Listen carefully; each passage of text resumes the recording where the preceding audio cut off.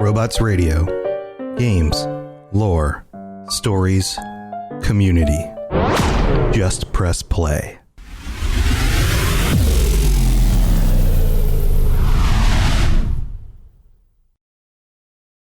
This show is brought to you by our patrons at patreon.com/ElderScrollsLorecast. Robots Radio presents The Elder Scrolls Lorecast. Welcome to the Elder Scrolls Lorecast, a place where the Elder Scrolls community can come together to discuss the boundaries of our knowledge about the universe of the Elder Scrolls.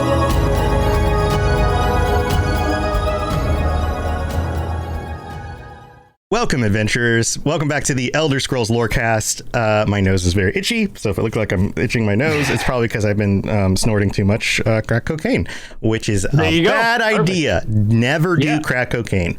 On the flip side, you're very ready for the show. I am so ready. I'm aggressively ready and energized to talk about the Divines and specifically Arkay, but we'll get into that in a minute. I am your host, Tom or Robots, and I don't actually do crack cocaine, so please don't take that seriously. Here with me, as well as somebody else who doesn't do crack cocaine, as far as I know, Lotus of Doom. What's up, Lotus? How's it going? Things are well.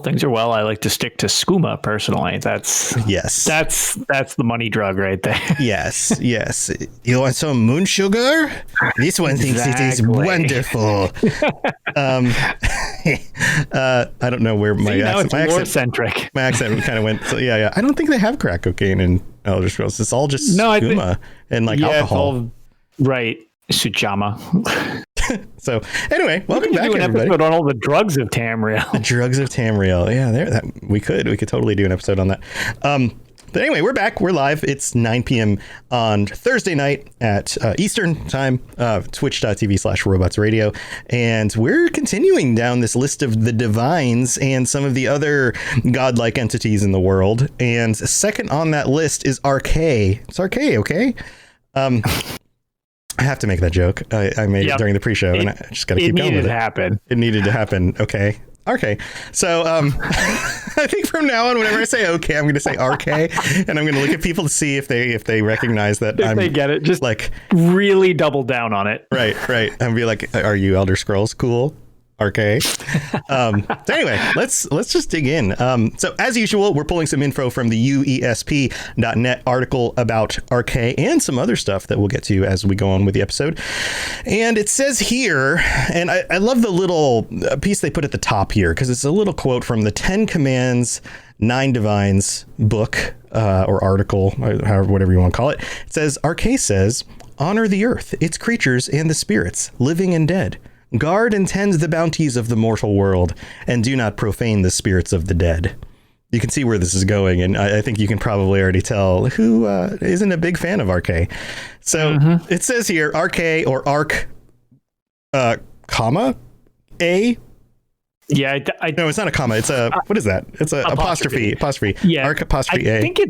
I think it's one of those things where like you say it the same way, but some people just spell it differently. Right. Right. Arkay. Like, yeah, I don't know if I'd actually say it any different if I saw it that way. I would assume you would, whatever regional dialect, it would just be Arkay no matter what. Yeah. And you know what just occurred to me? Your co-host on your other podcast, Tales of Tamriel, has Arcaneer. Has Ark in his name. Maybe Maybe we need to tease him about being a worshiper of Arkay. What we need to do is also just add an unexplained apostrophe to his name. Totally. I'm sure he'd appreciate that. Whenever I see him stream next, I'm going to pop in and be like, "Hey, Arcaneer." Yeah. So Ark, if you listen to the show in advance, you'll know about this prior to the joke being made, and if not, you'll retroactively realize that we gave you a heads up and you missed it because you weren't keeping up to date on our episodes. That's right. This episode will go up 2 mornings from now for our non-patrons. So maybe I'll try to sneak into one of his streams tomorrow if he's streaming and be like, "What's up, Ark in here?" Anyway, man, we're getting sidetracked right at the beginning. Usually I try to save that for like at least the middle of the show. So It says here, known as the Lord of the Wheel of Life. Wheel of Life. Not Wheel of Cheese. That's a different Daedric prince. And the god of the cycle of birth and death is a member of the divines and also a popular god in other cultures. Arkay is often more important in those cultures where his father Akatosh, who we talked about last week, is either less related to time or where his time aspects are difficult to comprehend by the layman. So wait, pause. Difficult to comprehend by the... Does this mean that Arkay is more popular in dumber cultures? So that's how that's read. Yeah, which I don't think that's actually what it means, but no, but I mean that's kind of how it's worded. For the only thing about that, which I guess here's your information on, well, that's awkward, is Arkay is one of my favorite divines. So what does that say about me? Well, okay, so from at least as much as we've talked about so far, Arkay makes a lot of sense to be a more popular divine because the flow of time is not something that it goes away ever, or at least if it did, we wouldn't know about it. We talked about this last week, right? Yeah. It's one of those things that just seems like a constant. The cycle of birth and death is something that varies. Like the length of a life can change. How healthy a birth is can change. Yes. The cycle of birth and death traditionally in many cultures has been tied to the cycle of fertility of the land and the earth and those kinds of things. And that, of course, means that you will have a bountiful harvest or you won't. And if you don't, guess what happens? More death, So yeah, it's not something that you can expect to be the same all the time, like the flow of time appears to be. Right. And in this situation, you're going to, I guess, if you want to, instead of saying it like the layman as in like, smart or, learned or whatever, or not, we could just go to maybe more of, because there's many hierarchies in Tamriel. Why don't we go with referring to it maybe almost as like the common man in this situation, whereas everybody, whether they're scholars or not in the series, are going to be involved with this much more directly than a concept of time. Right. So right. It's less philosophical and more concrete. Exactly. That's exactly it. So that would have a stronger connection to pretty much everybody except people who research and study this stuff. Right. Yeah. If you're going to philosophize about time and the beginning of existence, then you probably have some extra spare time on your hands to do that. Somebody who's worried about the life and death cycle is going to be everyone from the average farmer to the slave labor Argonian trying to just get by, in a Dunmer manner where they're, a slave, any of that stuff. Right. Okay. Exactly. So let's go on. He is the god of burials and funeral rites and is generally associated with cyclical occasions such as the seasons and life and death. And remember, I mentioned a little bit about the Hindu gods last time, Vishnu and Siwa and Brahma. This is kind of connected to that, less in the concept of time moving and more in the cycle of life and death, which is very much what those concepts have to do with.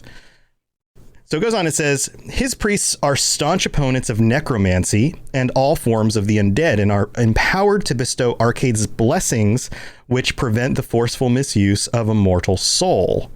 So this is interesting. And I kind of foreshadowed this during the little intro section. Anybody who has anything to do with necromancy is doing something that is considered to be unnatural. They're breaking the cycle of death and life. And so Arkay, for one, and his followers are going to be very much against that. Like, hey, don't mess with death and life. You're not supposed to do that. Bad. And it looks like they even are bestowed with the power to, in some ways, prevent that from happening. Right. And that's, so example, 2 games, long-standing villain Mana Marco, not going to get along too much with Priest of Arkay or Arkay himself. Right. And this is going to come up a little bit later too. There's a bit later on, so hold on to that. Put that in your pocket. Right. Put Mana Marco in your pocket. He doesn't fit very well, but stuff him in there. Well, we'll put him in the closet. It's fine. Yeah, just keep. Yeah, he's probably the right kind of guy to keep in the closet. Along with your skeletons, it makes sense. So So it goes on. It says, thus any body properly buried by a priest observing the proper rituals is protected by Arkay's law from being raised as undead. So it seems like a very, very good deity to be worshiping if you want to make sure that you don't come back as one of many Marco's skeletons or zombies or something. So that's very interesting. This idea that anybody who's being processed correctly, according to this, is actually safe from that, which is pretty cool. Therefore, that is an unnerving way of putting that, though, to be processed. It's like, yes, it's a process. You got to do the little thing and bury them. Yeah, when I'm thinking process, that's not like. I feel like we were delving back into the necromancy side of things, but I do know, I know what you're saying, but yeah, it's, you gotta have the proper rituals for all of this. I've been known to play a necromancer. Maybe I've been a little affected by that. So it finishes up and says, therefore, necromancers view Arkay as their ultimate enemy and make covert efforts, and maybe not so covert efforts, to undermine his worship throughout Tamriel. Because of this association with and protection of mortality, he is sometimes called the Mortals God, which is kind of a cool thing. The god of the mortals. There are two legends about Arkay's origin. And of course, with all of this stuff, who knows which of these is actually true, which is, like we talked about in the last episode, says more about the culture it comes from than the god themselves. But let's dig into this.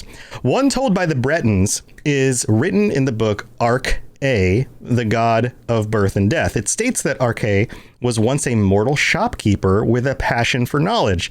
Now, we know about the origins of the Aedra, and none of them other than Talos is said to have mantled into at least one of the divines, the positions. I mean, other mortals have mantled before, but the position of the divines, specifically Talos, is the only one we know of.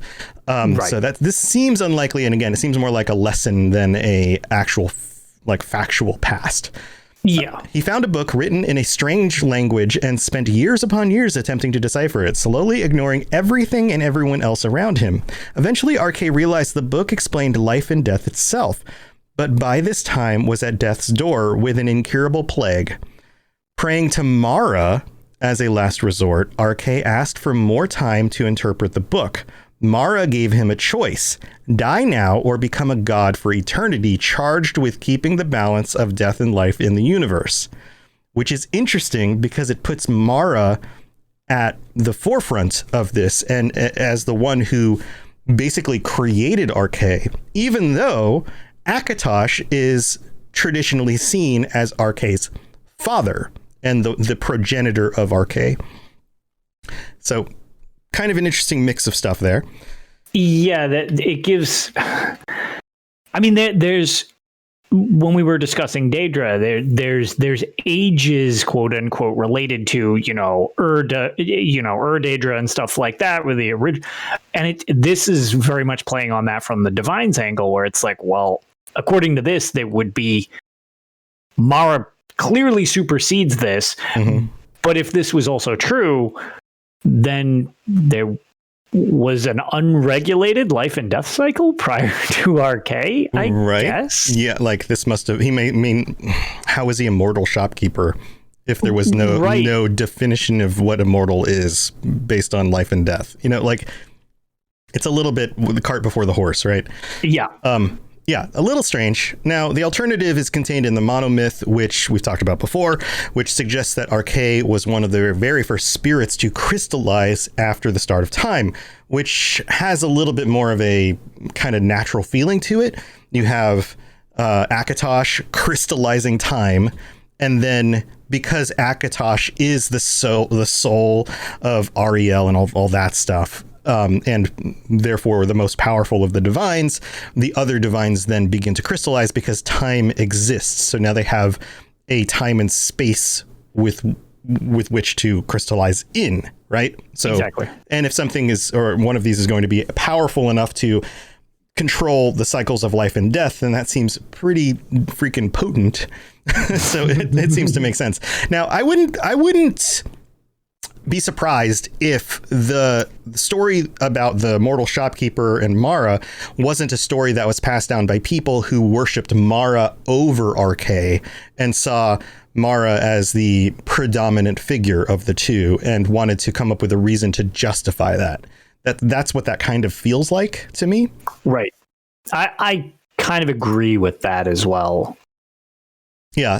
Yeah. And this happens in human cultures as well, especially if you go back to periods of time, like, for example, Old Testament biblical times, where you have these different groups of people like the Canaanites and the whoever, and they all have their own gods, and they have these stories as to why their god is more powerful or important or the progenitor of a competing god from another culture.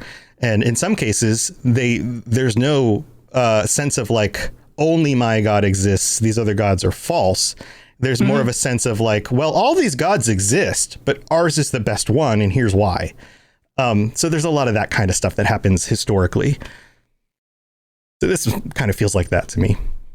I agree with that. Again, I don't really have too much to add there, because I kind of share your sentiments on that whole situation. Yeah. So any other thoughts on Arkay and the cycles of life and death? He doesn't, a lot of these divines don't take such a prominent hold on stories in the Elder Scrolls so much, because they kind of just act like they're behind the scenes in a lot of cases. So, yeah, the thing that's very different that I joked before, it could be on this show, it might have been on Tales of Tamriel, or just in general, I joke about it. If you want to get something done, you largely don't pray to the divines, you pray to the Daedra, because you'll get results that way. Largely, it seems like many of the divines in the series are more theoretical figureheads representing something than actually being involved with too many things. You never really run into a divine where you regularly run into Daedric princes, and they're much, much more involved than the divines. It's, we'll get into other divines, but like Mara, it's like, well, okay, yeah, that's great. And then you have like your pledge of Mara. That's how you get married. Right. She doesn't show up and marry you. You just get married in Mara's name. Right. And Mara has to do with love, fertility, agriculture, those kinds of things. So exactly, it would make sense that in some ways, like going back to this other stuff, that Mara is a similar figure to Arkay. Fertility and agriculture is very similarly connected to life and death. So you could see why like some cultures would focus on one as opposed to the other as their primary. But to kind of go off of what you're saying, many of these concepts, whether it's time or life and death or love, seem to be built into the fabric of the world, and they just kind of are. Does that make sense? Yes. They're less active. They're more passive. They're kind of just like, yes, they are. And that's the way it's explained, is that these Aedra actually put themselves into the world, and that's part of their power being expressed through the world. And it's as if the Daedra are sitting on top of those cycles and more actively engaging in the world as it's already been constructed. Yeah. And I guess it almost makes them a little more relatable to us, as we don't just have deities floating down related to your religion in real life to interact with us. They're more metaphysical things, and like we've referenced a couple times, it's more of a representation of something, and it changes culture to culture. Whereas the Daedric princes are, this is what I do when I'm here, and I'm potentially going to directly screw stuff up, or help you in some cases. So they're more NPCs in the series, and to your point, these are more concepts. Although they have their physical manifestations and stuff like that. They always strike me as more of a flavor text to enrich the world than actual creature like entities. The way some of the other things are, I guess, would be the easiest way that I could put that. Yeah. And it makes sense that they're described the way they are. It's that they are just like it. They all represent these systems that underlie existence. Although some of the Daedric stuff is kind of represented in the same way, but it has more to do with personality and less about the nature of reality. Anyway, this section finishes up and says, sources have conflated Arkay with the Yakutan goddess Morwa, who we're going to talk about after the break, in the past, although it's unknown if this was speaking to a true connection or was simply a scholarly mistake. Arkay created the Sword of the Crusader for Pelinal Whitestrake, who we talked about, I think it was about a year ago, to help him defeat Umaril the Unfeathered. The Order of Arkay has temples in Sentinel, Alessan Hills, Shalgora, Dragontail Mountains, and Orsinium. So fairly well known. Most of the cultures have some sort of connection to Arkay, and it makes sense. Life and death is kind of a big deal. Yeah. Well, there you go. So tell you what, why don't we move on with the middle of the show? We're going to thank our patrons, and then we'll be back to talk about the Yakutans and their worship of Morwa and how that does or doesn't relate directly to Arkay. And then we're going to talk about the planets and some other interesting stuff at the end. So stay tuned for that stuff.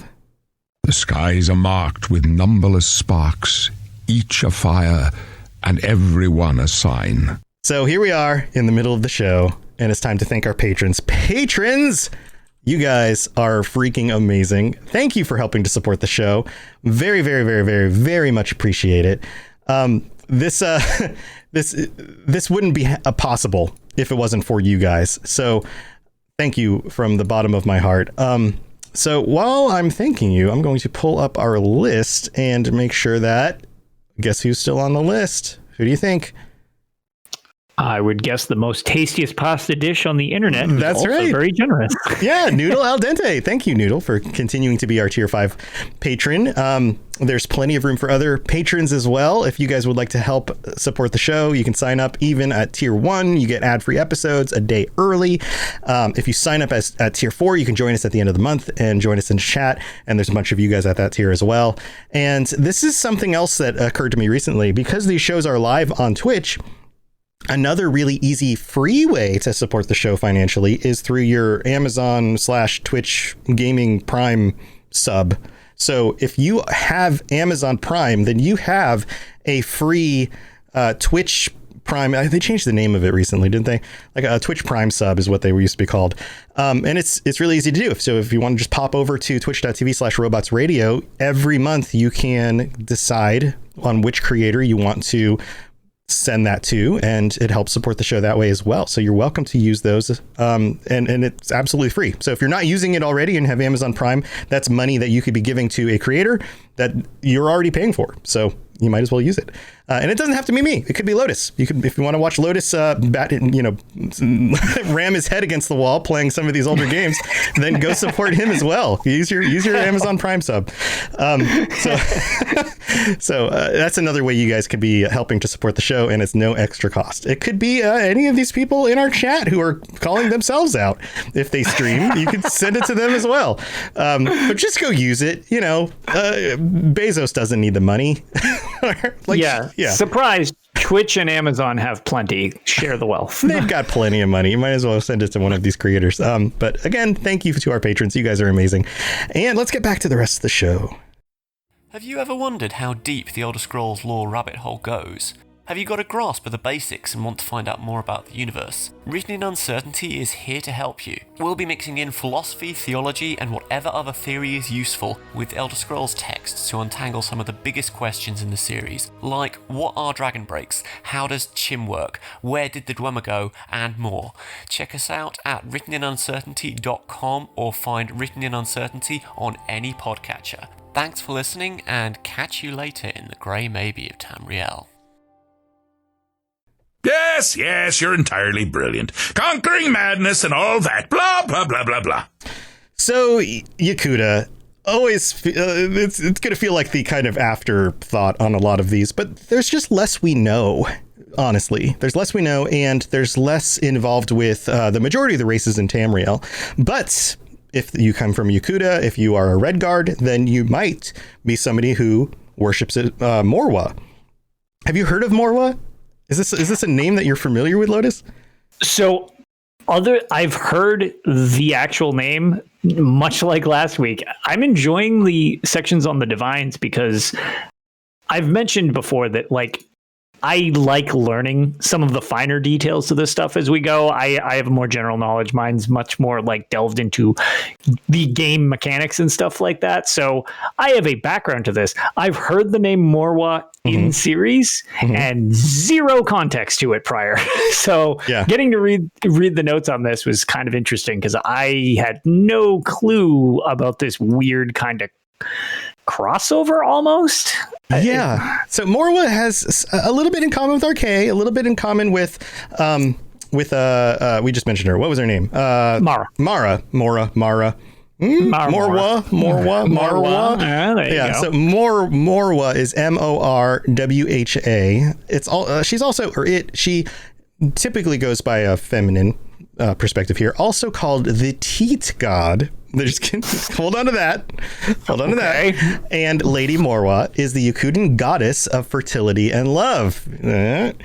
She is a fundamental deity in the Yakuden pantheon and is the favorite of wives of Tall Papa. We talked a little bit about Tall Papa before, and the world's serpent and all that stuff. Morwa is always portrayed as four-armed so that she can grab more husbands. And that is a quote. Grab more husbands. So I guess not only does Tall Papa have multiple wives, but she also has multiple husbands because she's all about fertility. So, might as well bring them all in. Just have a big old party. That's what those are called, right? Parties. There's a special word for that kind of party. Her shrines are the shape of a beehive. She was described by potentate Versidu Shea as the lusty fertility goddess of the Yakudens, but not as lusty as Debella. Mid-tier lustiness. Mid-tier lustiness. It doesn't say it right here, but four arms aren't the only things she has four of. She also has four breasts. Her priestesses are known to officiate and marry couples. Sources have conflated Arkay of the Divines with Morwa in the past, although it's unknown if it was a true connection or a scholarly mistake, as we noted before. Ornate silver teaspoons, set of 4, are a way of honoring Morwa, one for each of her breasts, not arms. Although arms would make sense with teaspoons because you use your hands to pick things up. Breasts. Right. Sure. But nope, boobs. One for each of her boobs. Perfect.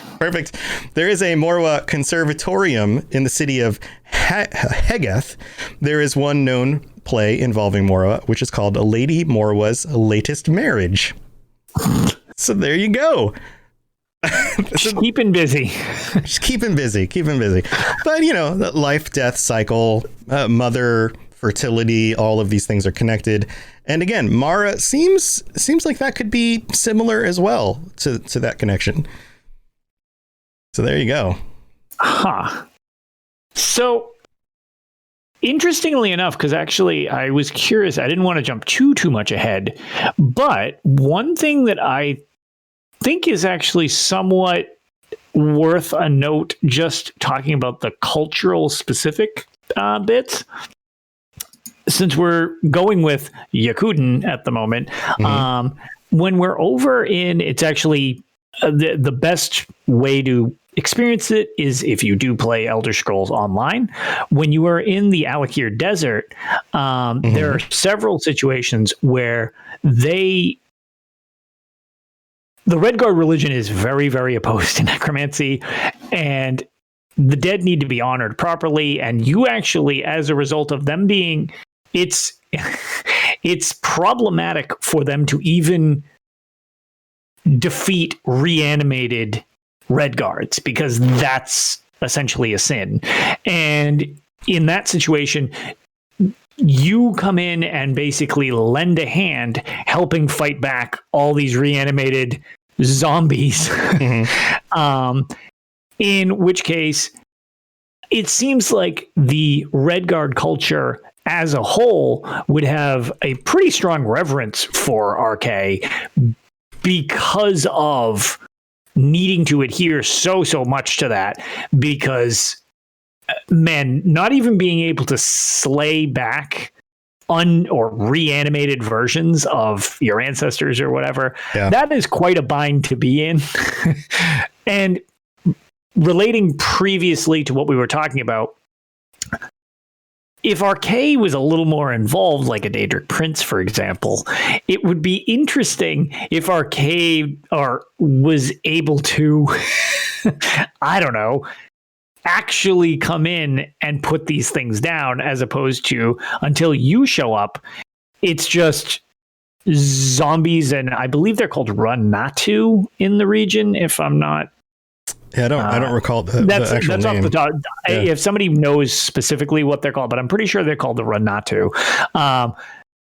But if Arkay had a little more direct involvement instead of being this nebulous force, it'd be nice if Arkay could lend a hand instead of letting the Red Guards get torn asunder by their reanimated ancestors. So it's a little more,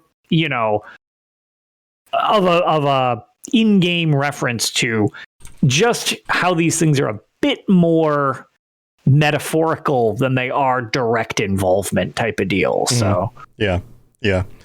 And there's always a little bit about like the power of a specific god might actually be related to how many people believe in or worship them and that sort of thing. So you have to wonder if that's the case, were these versions of the deities more powerful back in the time of Yakuta than they are very valid more currently, like how does that affect things? I mean, I guess if you want to get really stretched out on exactly how, even though necromancy would essentially be breaking the cycle of life and death, if the Runatu or zombies are killing other people, then they're contributing further to the cycle of life and death. So is that also, is that natural? I don't know. It gets, is it unnatural death? Is it natural death? Right, it gets a little dicey. I'd be curious on what people would think of a situation like that. Would that fit the realm? Because then you're using unnatural means to cause more of the cycle to perpetuate, but by using the unnatural means, did you break the cycle to begin? I don't know. It's getting weird, so we can just move on from that. It's just a little side tangent from that quest line that I found fascinating in the Alakir Desert of the Daggerfall Covenant. Yeah, and I think it just lends a little bit more to the idea that it's all about interpretation, right? Like, how do you interpret these things, and how do they actually play out? So let's get to the planet. There's always a planet with these divines, and the planet known as Arkay, which is sometimes called Arkhet, Rkhet, which is an interesting word and spelling for something similar to Arkay. And this isn't fully attributed in the wiki, but it seems that there's a reference somewhere to that being called Eye of the Thief, maybe due to the location, but it's the attribution right now is not confirmed. So interesting. Take that for what it is one of the Dominion planets in the skies of Mundus. And according to the warrior poet Vivect, who we've talked about before, it is one of the 8 known worlds. Arkay marks the Eye of the Thief constellation. The planet is simultaneously Arkay and the plane of Arkay, just like the other planets and their eponymous patrons. So we've talked about that with my words fall on my Akatosh. Words are difficult, guys. Words are hard. I had to explain to my wife the other day. She was like, just use the Alexa in order to just tell her what you want to do. You don't have to hit the button. And I was like, it's easier to just hit a button than it is for me to remember what words to specifically tell her in order to get her to do the thing I want her to do. And she's like, really? And I was like, yeah. When you spend a lot of time speaking, you tend to jumble up your words quite frequently. I don't remember what specific phrase and how to, she's like, well, just talk to it. And I'm like, it takes me more effort to talk than just hit a button. So I'm just going to hit a button. Old man me is coming out, I guess. Speaking of old man me, it is a month till my birthday and I'm feeling real old. But anyway. Yeah. Gonna start yelling at clouds. Hey, get off my lawn, cloud. Dad, that's a shadow. I don't care. Yeah, I need to figure out what I want for my birthday too. I should probably come up with something fun to get. Anyway, it goes on and says, for the longest, this part's really cool. So we talked about Manny Marco, right? For the longest time, nothing had orbited the small planet of Arkay. That was until the King of Worms, Manny Marco, had ascended to godhood in light of the warp in the west. And again, this section is needing a little bit of citation, but it seems that it tends to be assumed that the planet that he would have ascended would have been Arkay because he was a necromancer. And get this, he had apparently taken on a new form, the necromancer's moon, and eclipses Arkay's light once every 8 days, shining down a purple light called the Shade of the Revenant. Various altars constructed in far off places like the Dark Fissures harness the light to create black soul gems. So get this, when your main adversary as a necromancer, and the most powerful necromancer the world has ever seen is a god, and you ascend to a form of godhood, then why not turn into a orbital body around it in order to block its light? Holy crap. That's awesome. That's like intense god trolling at that point. Yes, that is really freaking cool. Like this idea that like, well, we can't completely block out the light, but why not turn into a moon that orbits it? So at least you block it out one out of every 8 days. Right. That's really, really a cool concept. So Crystal King. I always want to say talking because it looks like Chris talking. Talking? Yeah, I don't know. He says he used the Mandela, if I'm not mistaken. Gotta love it. So cool stuff. What do you think about this, Lotus? That was all new to me when I was the planet part of this is very fascinating because as far as I know, at least from any experiences I have with the games, I never realized the planetary connection. This is all kind of new to me that the Divines have their own planet, which I mean, it makes sense when you've got, the Daedric realms and it's so, but finding out about them is very fascinating to see because they're rather strange. I almost wish that the series would involve the planetary aspect of this a little more than it does. They've been delving into constellation types and things like that. Yeah. In more recent games, but yeah, just in general, it's very cool to have that outer. I mean, I guess there's only so much where you leave the physical plane of Nirn outside Oblivion, but it's just an extra layer of something there that I kind of have been interested in learning more about as we go through these. Yeah, think about the Elsewhere storyline in Elder Scrolls Online. Jode. Yep. You end up on these moons, which is cool. Like that's probably one of the first instances I can think of actually leaving the planet. If that's actually where you go, but it seemed like, as far as I can tell, it was not figurative. It's not like you were going to some sort of magical realm. Yeah. Right. They were gorgeous too. I just love the art design to them. They were very, very alien. Yeah.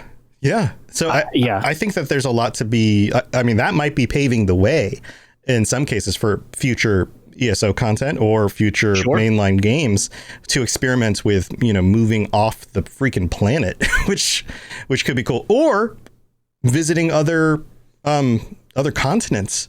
I mean, that's just as foreign in some ways as some of these other planets. This idea that like parts of Yakuta might be left, or at Mora, or wherever, any of these other supposedly sunken or supposedly still there or not still there continents out in the world.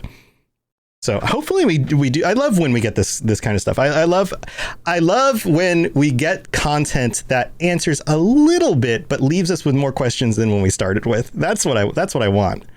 Yeah. And so the other thing that I made reference to in the pre-show that this is, I guess, just for the video version of this, I wanted to actually make reference. So each one of these divines has their own little statue, which you will see in the different games, ESO, Skyrim, everything like that. You pray to them in games and you get different status effects, which is also kind of useful, at least in Skyrim. So I didn't do it last week. we'll narrow it down. Alkosh, it's a dragon. There you go. That's picture it in your mind's eye. It's a dragon. But Easy peasy. Arkay's, yes, Arkay, which for anybody watching the live version, is an interest. Some of these are fascinating statues, which is why I kind of wanted to make reference to them. Arkay is like an orb with it's an orb with a star that it's in the middle of on a pedestal. I don't know. I was kind of looking briefly. I don't know if these things have a lot of deep meaning to their design or if it's just like artistic vision. Mm-hmm. But I personally, the reason that I thought of this and why I would like to show them going forward, because it's just a visual aid for anybody that's interested. I love the design of the one for Arkay personally. That's why it's on my desk. I didn't actually need to go get it off my shelf from behind me. It's just next to my TV. Uh-huh.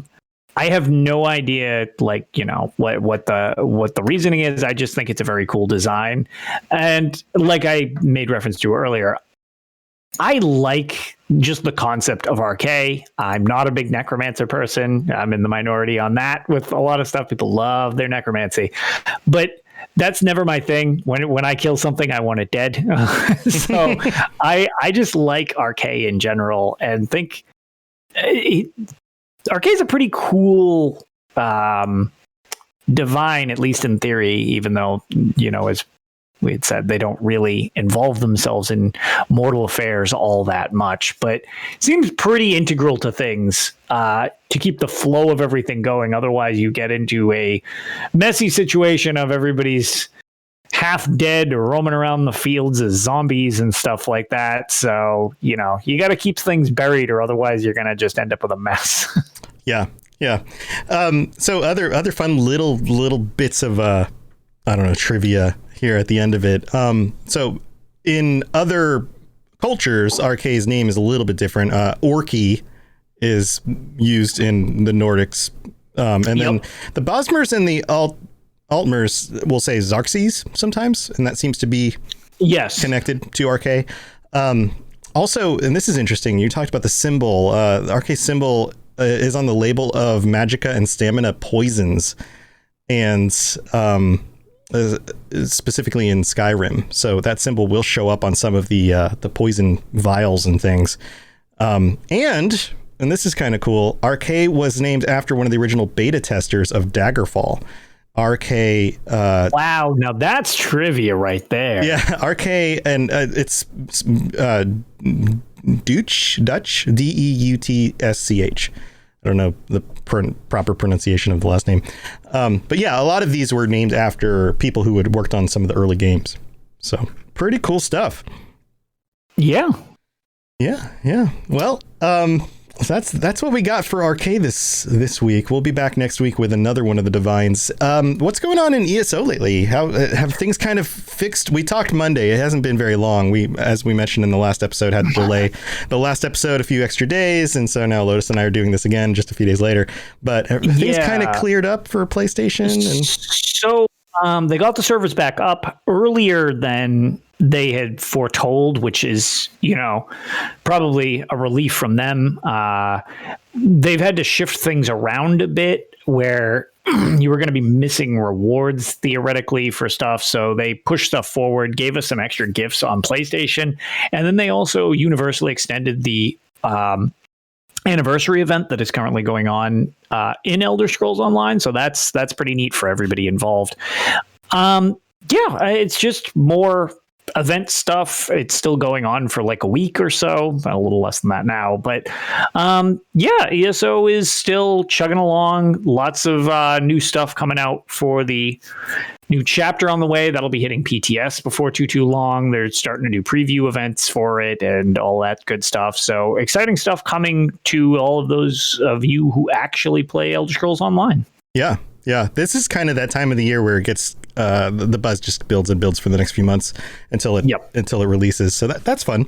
It's good times with that. I need to go finish up some of my questing in some other areas in order to make sure I'm ready. So I've been the prologue's out, so you can do that too. The prologue's out. I need to do that. I've been pulled back to Fallout 76. I've been pulled back into New Vegas because we're talking about that in the Fallout Lorecast. I'm just like every time, and then there's new games that come out, and I'm like, oh, that looks good. I just want to play all the games. I just want to play all of them. Can I play all of them? Can I play them all at the same time? Is that possible? I think I need extra brains to do all of that. Mega multitasking. Oh yeah, mega multitasking. Awesome. Well, you got anything else going on before we head out? Not too much. We'll be recording Tales again, ideally on Saturday. I might end up being a little late because I've got something going, but I'm still hoping to make it for the show. And otherwise, I've just been kind of overwhelmed and dealing with real life stuff. So I have not been able to stream myself, which is unfortunate because I have a lot of fun doing it and hanging out with everybody. Ideally, I'll be able to get back to it pretty soon. At the moment, it's really about getting back to Battlespire for everybody's entertainment so I can progress through that. But with the new champion point system in Elder Scrolls Online and currently having double XP, which lets you get champion points faster, I really have been making the most of that when I have time to play. So hopefully things will settle back down and I can get back to streaming on my own stuff as well, because I like being able to stream before this show and then just kind of jump over from that, and I haven't had that option recently, which is kind of a bummer. Yeah well, hopefully that works out. It's always fun to when your audience comes on over and chimes in and stuff, so love seeing those guys during our streams. Let's see, what do I have going on? I've been focusing, as I mentioned before in the last episode, a lot on our Rocket Club members, people who want to launch their own podcasts, and talking with that group and helping them out. So if you're interested in starting your own podcast, go check out robotsradio.net/rocket-club for the tips and things that I can share with you, because that's what we do. I help a bunch of new podcasts get launched, make sure that they're marketing themselves correctly, designing the show the way they should, that their gear is what they need to get the best quality they can get, because you want to make sure that that first episode is as good as possible, because it's going to affect your potential listeners from that point forward. So I'm happy to help you out with that stuff. Go check that out. And otherwise, just been streaming some games and shows and doing the things I do. And if you are interested in joining us, chiming in on any of the conversation, then check out the Discord, the Robots Radio Discord. Send us some notes and messages over there, or just join us for a future stream. That's what we got going. That seems to be about it. This feels like a quicker episode than usual. I guess there isn't as much to go about Arkay. Yeah, the Divines are probably going to be a little more condensed than some of the episodes, because they're not as involved as some of the other topics we've been doing. So I would imagine most of these episodes will probably be a little under an hour, as opposed to just kind of going over that hour mark. I know we always try to keep it around the same time, but these ones, just informationally, I would imagine that we'll cover everything, unless there's something that I don't know that we'll be learning in one of the other ones. They'll probably, I would assume, all be a little more condensed, at least on a whole. Yeah. So one last thing, Lotus. We know that we're also coming up on the summer, right? We're in the spring. We're in the build up to what is going to be the E3 digital event, and potentially some info that's being released for new stuff from Bethesda. Do you think we're going to get more info on the next Elder Scrolls? And I think you might still be muted because I see the light blinking. There you go. Thank you for pointing that out. Yeah, I did not realize it was. Yeah, I'm not sure. I still think that the next one is a ways off. I don't. Yeah.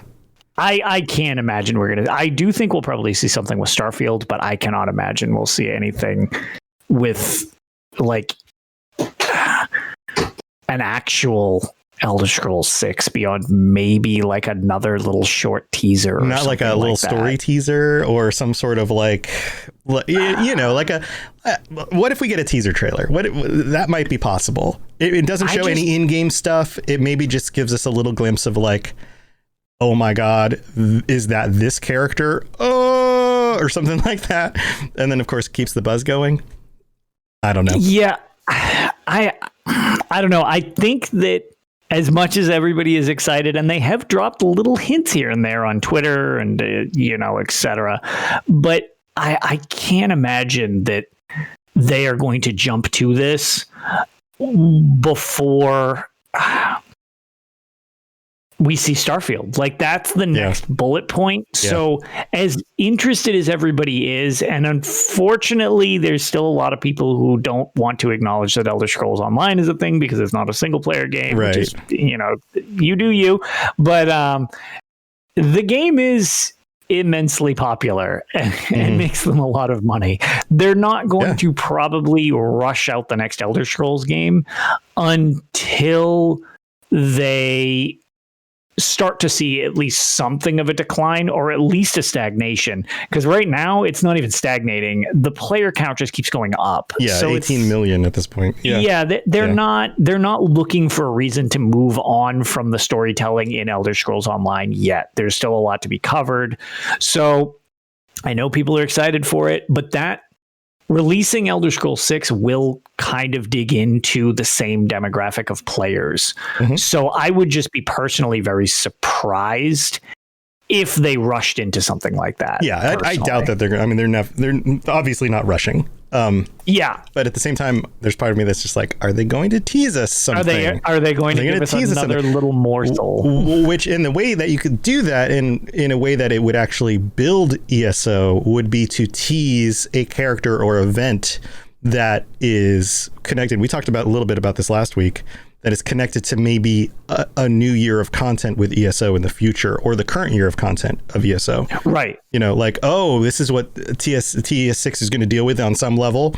And by the way, if you want to know more about that right now, things are happening in ESO that tie into that set a foundation historically for the things that might be happening in TES6. So I don't know. Right. It's just a thought. I'm just, you never, like, these studios are huge and they're big and there's lots of moving parts, but at the same time, there's so much potential for some really cool crossover stuff that you could do. And they've done in the past, like tie-ins between Legends and ESO, and like things like that have happened. So you never know.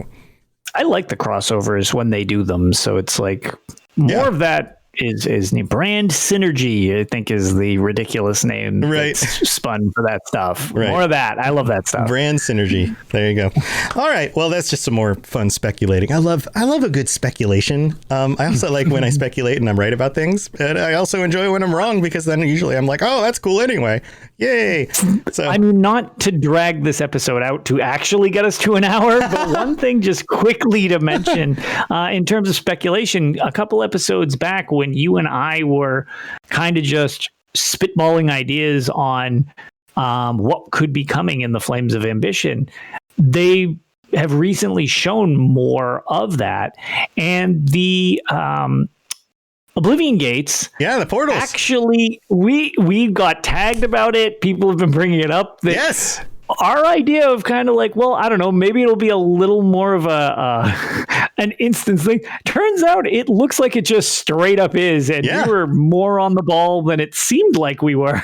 Yeah, you never know who listens to these shows. I do know that people at Bethesda listen to these shows, you have to wonder, like in the back room somewhere, if like after the show dropped, somebody looked at somebody else and was like, Did you hear the episode that they just did? Yeah. They nailed it. Did anyone leak that? No. Yeah. Okay. So that was. Yeah. No, we didn't know. We didn't know. That was just speculation. But yeah.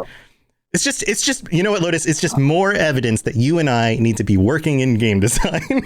Clearly. Well, because I think you said something around there, like, what about having it be like an instance thing? And then we got off on that tangent of basically very similar to what it looks like it is. And it's like, oh, that's neat. So, yeah, very, very cool stuff. Yeah. So anyway, cool stuff. So go check out the preview. Go look at, there's some videos they put up recently that show how that stuff works. Really freaking cool, especially once you're running around with a giant Meru's Dagon, like stomping. It's just, man, imagine if that stuff was in the original Oblivion. That would have been phenomenal. I don't think the engine could have handled it back then, but no, probably not. Probably not. Do a lot of. I wonder if that was an original idea from back then that they just weren't able to do. And it was like on the cutting room floor, and then they pulled up that stuff and they're like, oh, we could do this. I don't know. You never know. Yeah. Yep. It's very curious because it seems like they never really want to throw out ideas. Because some of the stuff that, I mean, Murkmire was supposed to be originally like an adventure zone, like Craglorn, and then years and years later, we get it as a totally different version of what it was, and it's got a 4-player arena in it. It's like, okay, so this one underwent some changes, interesting, but it was never thrown away. So right, man, I want some more Brotherhood content. I want them, even if they just expanded it out, if they did like, a DLC part 2 or something, and just expanded the story with some more quests and things, that would be fun. Anyway, well, that's it for today's episode. Thank you for joining us. And sorry if we spilled the beans without even knowing it. I promise nobody leaked anything. We're just coming up with stuff. You know what the trick is to just throw out as many ideas as possible. This is why psychics actually have careers. It's not because they have a good rate of actually predicting anything. Because if you look at the stats, they're actually really bad at it. Throw it all out there. But you throw a bunch of ideas out there, and guess which ideas people remember? The ones that land. Not the 50 other ones that never actually happened. So that was, years ago before Elsewhere dropped, that was our approach at Tales. We named every dragon that had been in the series prior to, and surprise, Naphalargus was one of the dragons that called it. We called it. We totally called it. You just freaking named all the dragons. There you go. Oh, man. All right. Well, that's it for the show. Thank you for being here, everybody. Until next time, stay safe out there in the crazy world and of life and death, and try not to practice necromancy or you'll piss off the Arkay worshippers. Or, just take matters into your own hand, become an orbiting body to block out Arkay's light. You never know. What if Manon Marco is behind the Thalmor? What if he's the one that shows up in the teaser? Oh, wow. That would be freaking amazing. That would be awesome. Is that even possible? I don't even know. All right. We'll see you guys later. Stay tuned if you're in chat right now. We'll be back with the Dungeons and Dragons Lorecast in about half an hour. I'll put up on some rap videos or something. Until then, I'll see you guys next time. Later, everybody. Bye, everybody. Thanks for listening to the Elder Scrolls Lorecast. If you have something you'd like to contribute to the show, please reach out to us at elderscrollslorecast@gmail.com or on Twitter @ESO Lorecast. I really appreciate you listening, and I'd love to hear from you soon. You've been listening to a Robots Radio podcast. Smart shows for interesting people. Check out all the shows at robotsradio.net. In a world where solid-state electronics and vacuum tubes are still meta, people never stopped loving atomic-powered everything. A chosen 500 stepped inside a subterranean vault to be spared the nuclear horror of the inevitable Great War. 25 years later, they emerge after the fallout settles to retake Appalachia. Among them, 2 former rivals whose blood feud will tear West Virginia apart in their epic struggle for survival. Chad, a vault bro who has a strength of 15, an intelligence of 2, and is a complete wasteland dickhead. Simon, a complicated anti-hero who chooses light and hope, but accidentally becomes a cannibal and wakes up naked and afraid with a Scorch Beast queen after a date goes terribly wrong. What? I mean, it's a wild wasteland, right? This dark humor radio drama will have you driving off the road and crawling out from under the fallout. 2 men,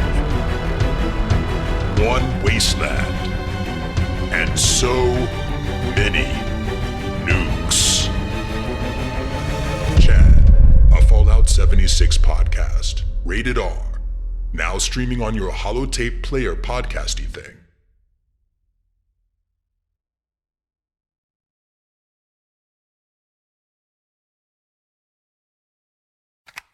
Do you like adventure? Yeah. Do you like laughing? Yeah. Would you like to listen to a group of people you don't know play D&D and reference retro pop culture you vaguely remember? Excellent.